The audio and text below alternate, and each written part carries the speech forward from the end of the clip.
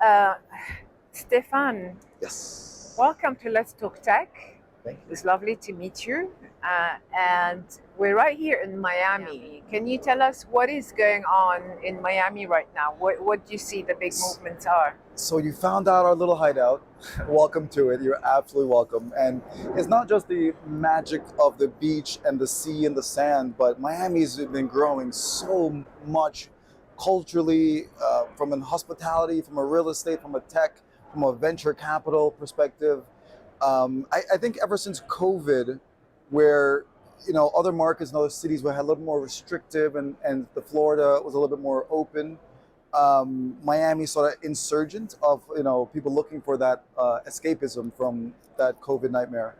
And when they arrived, they were surprised because Miami's been going on over the last 10 years, going under a lot of redevelopment. So the city essentially feels new. It's new energy. It almost feels like when the Rat Pack and that glamour of Sinatra was relevant. I think Miami's at a new insurgent of that. So you have icons like Carl Icahn and Jeff Bezos and all these individuals relocating to a city like this. So it's becoming this, what used to be just an hospitality entertainment city is now finding roots in finance, real estate, and tech.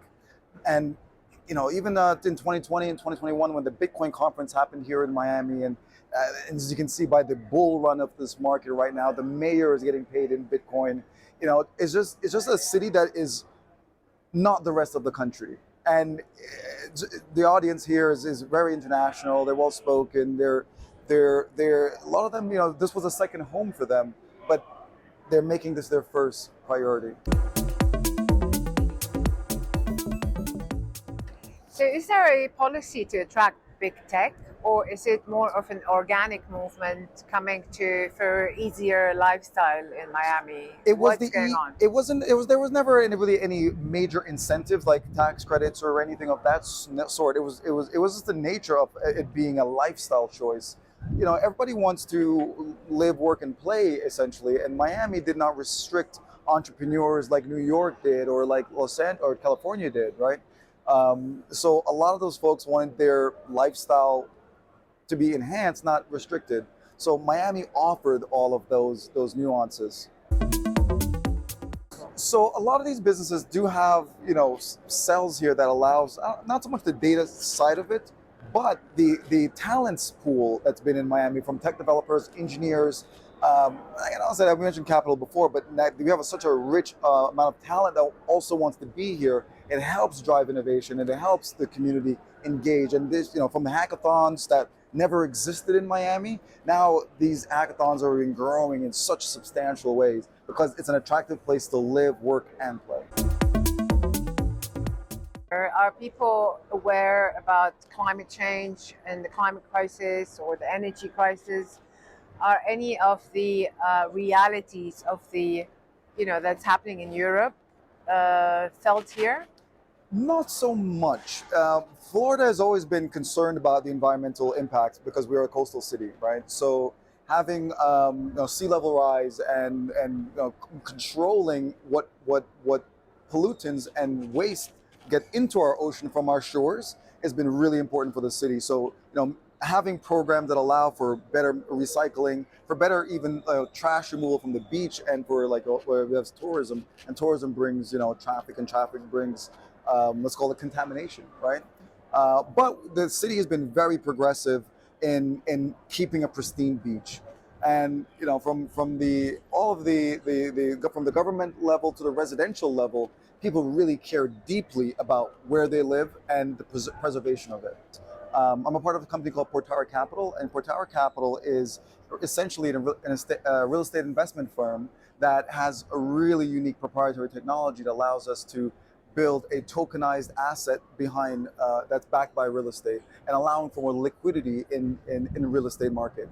And then my other project, which again is dear to me because I've had an advertising agency here for so many years, is a media network that allows for us to tell stories around local entrepreneurship.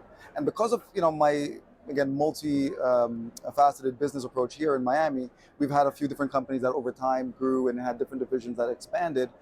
We're able to use our media and advertising agency to help local entrepreneurs. So this is just a natural evolution of building our own production company to help entrepreneurs tell their stories, gain greater audiences, and really tell the story of what's happening here in Miami and other cities around the world. Check us out at portara.io. That's portara.io. And the other company is society.pictures.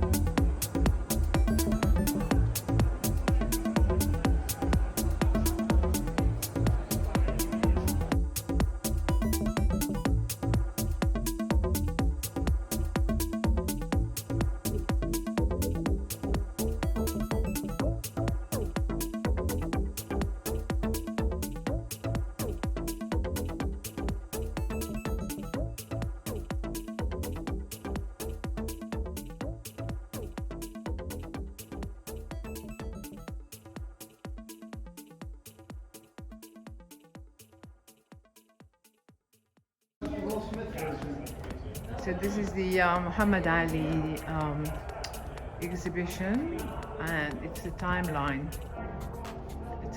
of his life.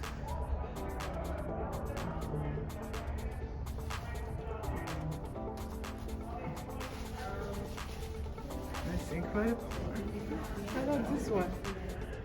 What is he like?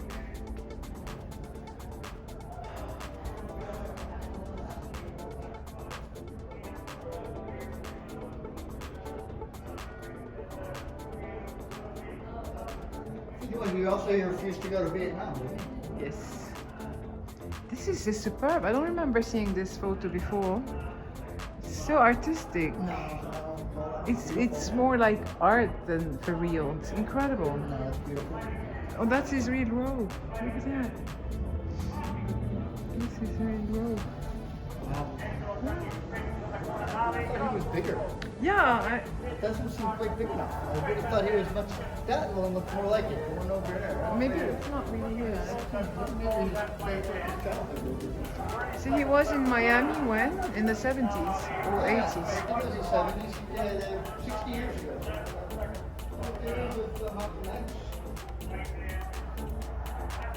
Madison Square Garden, 1974. I mean, we're still in 1974 over here. Oh wow, look at this. And these are his gloves. Never lost.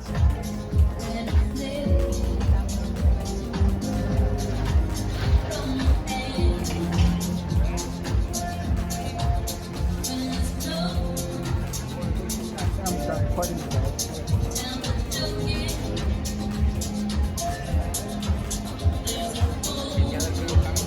Are people getting annoying doing videos?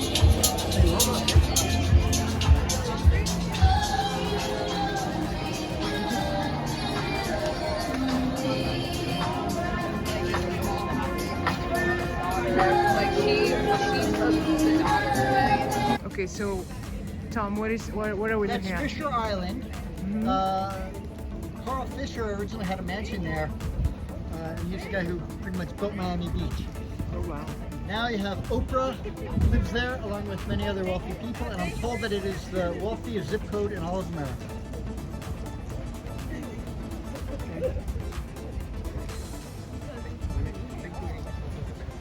This is South Point Park. We're coming up on Government Cut.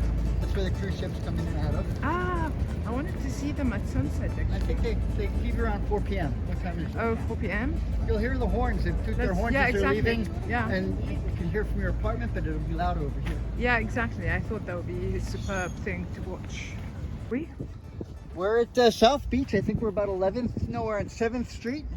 And there's the beautiful ocean. It is absolutely gorgeous. I had no idea. I told you After the beach 3 was nice. days. Oh, That's it's also a finally very arrived. beautiful day. We'll go down there and look. They got the Yes. cool looking lighthouse, lifeguard houses. Famous? World Ocean- famous Ocean Drive. Right. Why is it world famous? There you go. Good PR, I don't know. And it's all Art Deco, right?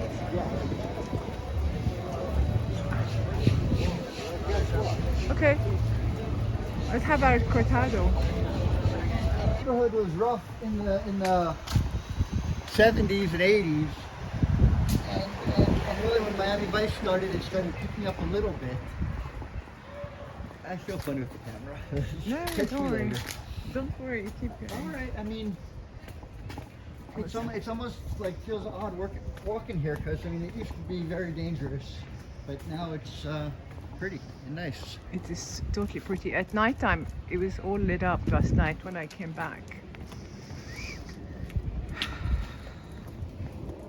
All right. This is Flamingo Park. Mhm.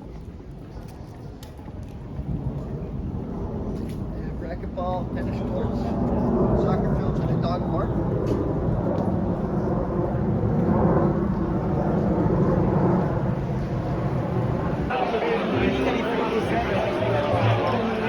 And there's a white mermaid.